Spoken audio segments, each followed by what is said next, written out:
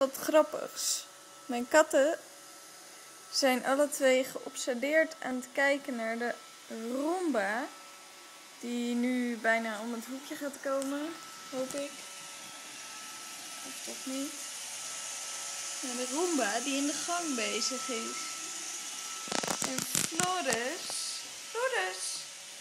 Flootje. Ja. Floris was net de Roomba zelfs aan het achtervolgen. Dus zo eng vinden ze hem niet.